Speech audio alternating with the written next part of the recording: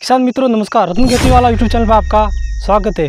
दोस्तों, जब हम अपने खेत में गोबर की खाद डालते हैं तो एक छोटी सी गलती की वजह से खेत में डाली गई गोबर की खाद आधी से ज़्यादा बर्बाद हो जाती है या फिर नष्ट हो जाती है, वो हमारे काम की नहीं रहती है और उसमें पाए जाने वाले बहुत से पोषक तत्व भी बर्बाद हो जाते हैं।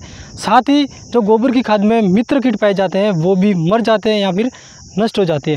तो दोस्तों चलिए जानते हैं कि वो कौन सी गलती है जिसकी वजह से हमने जो गोबर की खाद अपने खेत में डाली है वह खराब क्यों हुई, बर्बाद क्यों हुई, और साथ में मैं आपको इसका सही और सटीक उपाय बताऊंगा ताकि जो आपने अपने खेत में गोबर की खाद डाली है उसका आपको भरपूर और पूरा फ़ायदा मिल सके। दोस्तों, अब हम ये जानते हैं कि हम गलती कहाँ करते हैं जिसकी वजह से हमने जो अपने खेत में गोबर की खाद डाली है वो किसी काम की नहीं रही। दोस्तों, हम अपने खेतों में जब खाद डालते हैं गोबर की तो दो तरीक़ों से मुख्य रूप से डालते हैं, हाथ से बिखेर देते हैं या फिर मशीन से पूरे खेत में खाद बिखेर, और यही दो तरीके मुख्य रूप से पूरे भारत में अपनाए जाते हैं। और उसके बाद हम गोबर की खाद को 5-6 दिनों के लिए या फिर 8 से 10 दिनों के लिए खुले खेत में खुली धूप में छोड़ देते हैं।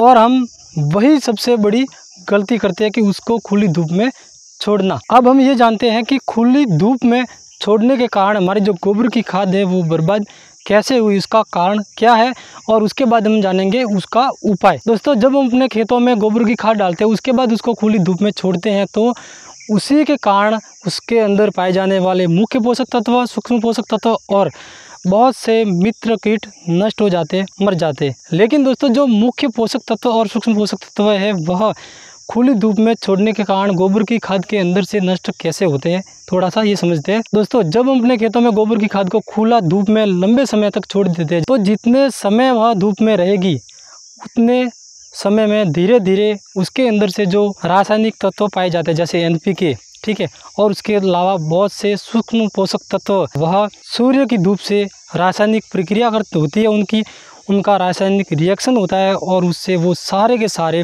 धीरे धीरे करके नष्ट हो जाते हैं, उसमें से बर्बाद हो जाते हैं। और उसके बाद एक ऐसा भी समय आता है कि जो आपने गोबर की खाद अपने खेत में डाली है वह किसी भी काम की नहीं रहती है। अब दोस्तों, हम जानते हैं इसका उपाय। गोबर की खाद को खेत में डालने के बाद दोस्तों हम अपने खेतों में एक काम अवश्य करते हैं, या तो कल्टी चलाते हैं या फिर रोटर चलाते हैं। और यह काम हम कई बार जैसे गोबर की खाद डालने के बाद 5-6 दिन 10 दिनों बाद करते हैं। तो मैं आपको कहना चाहूँगा कि इस काम को आप जैसे आज गोबर की खाद डाली है तो हो सके तो आज ही कर दो, या फिर अगर नहीं ऐसा पॉसिबल तो अगले दिन तो आपको ऐसा काम करना ही है। गोबर की खाद डालने के दूसरे दिन तो आपको ये काम करना ही पड़ेगा, खेत में कल्टी चला दो। और मैं आपको कहूँगा कि अगर संभव हो सके तो रोटावेटर चलाना बेहतर रहेगा।